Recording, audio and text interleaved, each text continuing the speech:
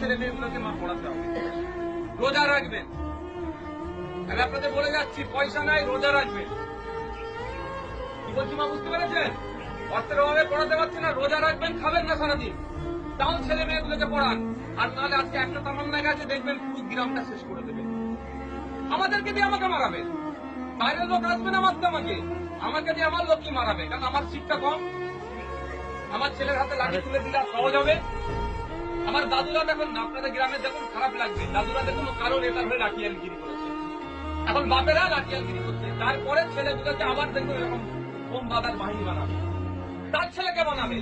আর নেতার ছেলে উনি নেতা ছিলেন, এমএলএ, তার মেয়ে এমএলএ হয়ে গেল, তার ছেলে মেয়ে দেখবেন আবার ভিতরে মেলে হবে। আপনার ছেলেগুলো কোথায়? জেলে যাবে, নাহলে রাতে অন্ধকারে মশার কামড়ে খেয়ে কবরস্থানে লুকোতে যাবে, পুলিশ তারা এর বাইরে কিছু আর হবে না। তাই অনুরোধ মায়েদের বলছি, রোজা রাখবেন, একবেলা খাবেন না, ছেলে মেয়েগুলোকে পড়ান, তাহলে সমাজ পরিবর্তন হবে, তাহলে মাথা তুলে বাঁচতে পারবে, নাহলে কুকুর বিড়ালের মতো জীবনযাপন হবে। এর বাইরে কিছু হবে না, কুকুর বিড়ালের মতো জীবনযাপন হবে।